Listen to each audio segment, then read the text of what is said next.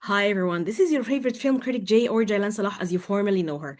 They say journeys end when lovers meet, but is this really true? Today I have the pleasure of interviewing directors Janay Boulos and Alkader Habak to talk about their new documentary Birds of War, which is premiering at Sundace Film Festival as part of the World Cinema Documentary Competition. Abdulkader and Janay, thank you for being here with me. Thank Thank you. you. Thank you so much. When was the conscious decision to make a documentary about whatever journey you guys had together? So we started, Habak and I started working independently through our production company in London in 2021 during COVID, and we wanted to make independent films. So by going out to film festivals and things like that, we started to learn the industry, to see films, to understand how films are made. And in 2023, we started this idea of wanting to make a film about Lebanon, and it was through the footage I shot in the revolution and the elections and the collapse of the economy in Lebanon through my work as a journalist there, and my family, and Habak was in the film as my partner. And through developing this story with the amazing team that we have, we kind of anchored the film in the love story, and it took about 3 years for us to get here. What I want to know is now that you have this material, all this archival material, how do you know what to use? How do you know what to include? Which is more important? Which you can keep? What would make the most impact, especially in a format of a film like that?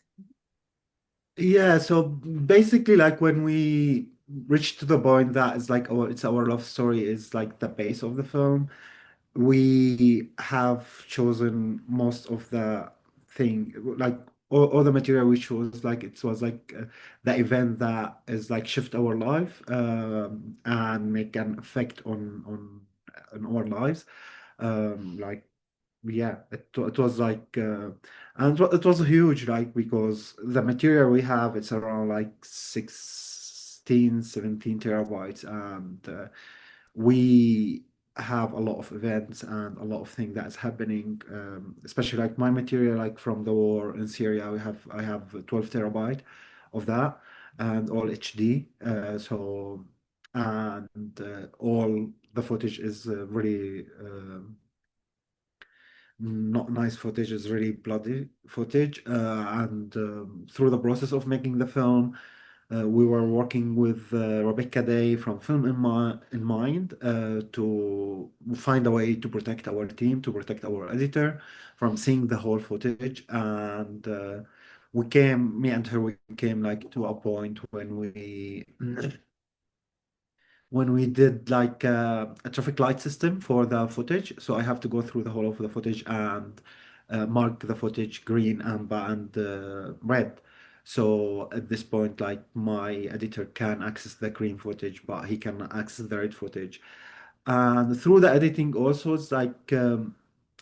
we it's like we have like a huge talk about like how much of the blood we're gonna show and how much of the deaf people we're gonna show, especially like from the Exactly, and the road. gore. Yes, that's Yeah. so true. Mhm. And yes, like the editor, me and Janai, was like we tried like to edit the whole scenes without showing the blood, without like putting the blood out. So it's in a way to not milk like The emotion, the yeah, emotion just being from the staying people. true to Yeah. things, and yeah, keeping in mind um, who's watching it really. Yeah. Yeah. Janai, why do you think, because now seems to be a global attack on journalism, why do you think journalism now still matters to turn not just, like the superficial or the headlines of war, but actual stories of human under the rubbles and under sage? I think what matters is the stories that we tell, and it's understanding that people are not headlines. People are human beings who are living, who are experiencing this daily.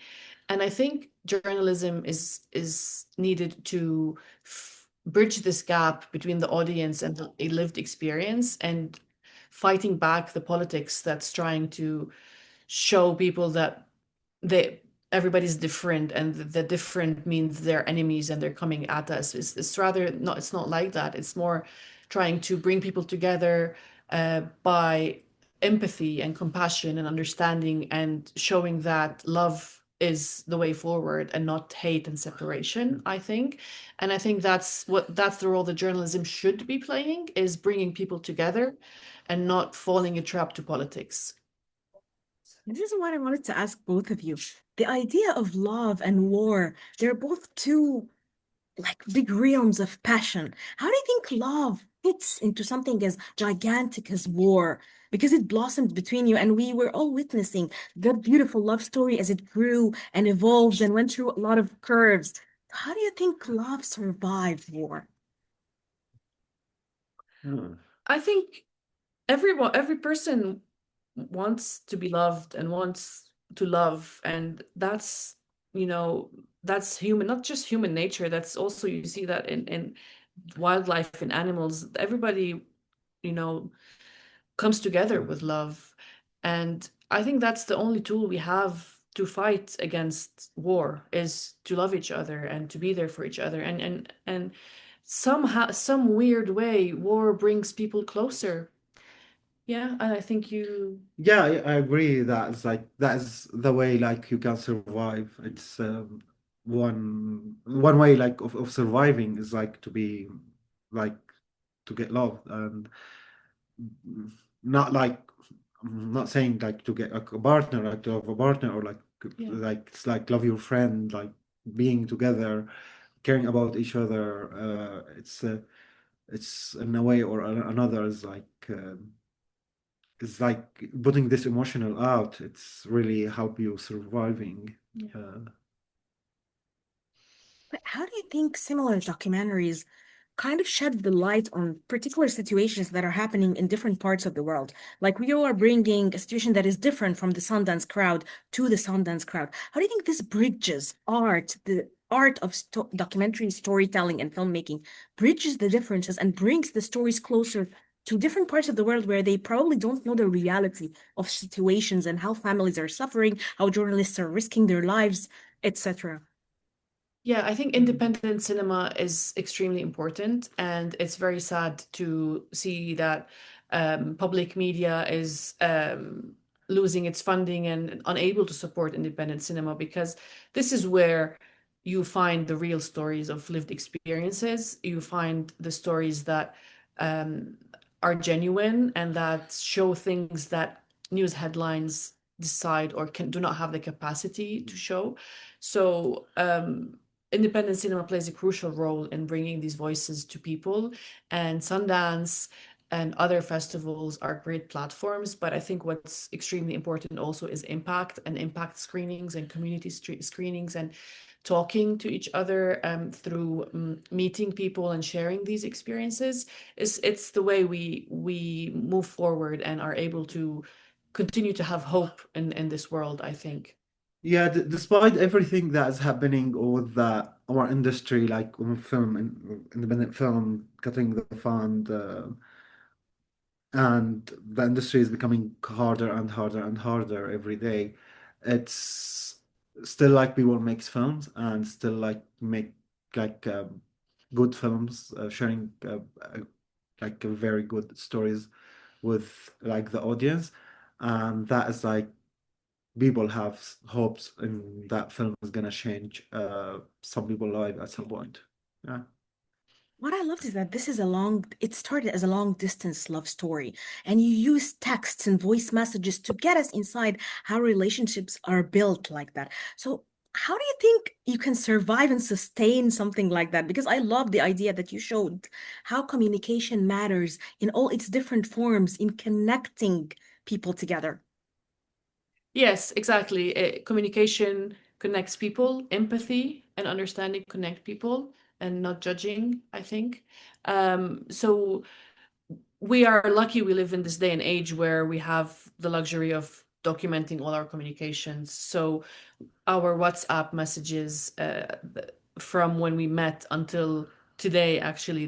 We were able to download them all, the video exchanges, the voice notes, and they were very crucial because that's how Habak and I met, and that's how we communicate when he's in Syria or I'm in Lebanon, and that's how the world communicates and brings us closer, is this ability to communicate wherever you are.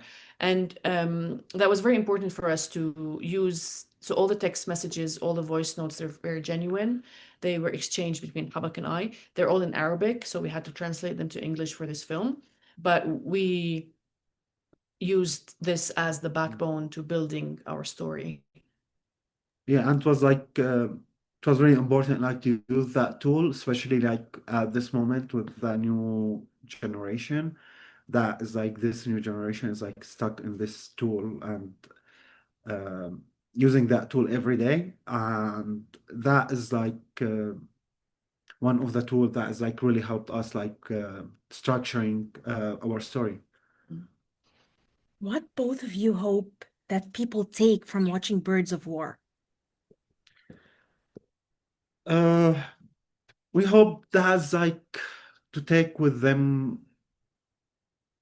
like love can survive whatever, not like despite everything. And the other message I want like them to get like it's do not judge people from their cover on their cover because uh, that is like super wrong, and talking with each other is like something super important despite everything. So, like, especially me and Janay, like we are both of us like we came like from different background, different religion, uh, different lives, and through the talk and through the love, like we actually understand each other, and that is like the way to survive from this world. Yes, truly, all you need is love. Thank you so much, both of you, for giving me your precious time and talking about this wonderful documentary. You are truly both birds of not just war, but love. Thank you. Thank you so much. Thank you.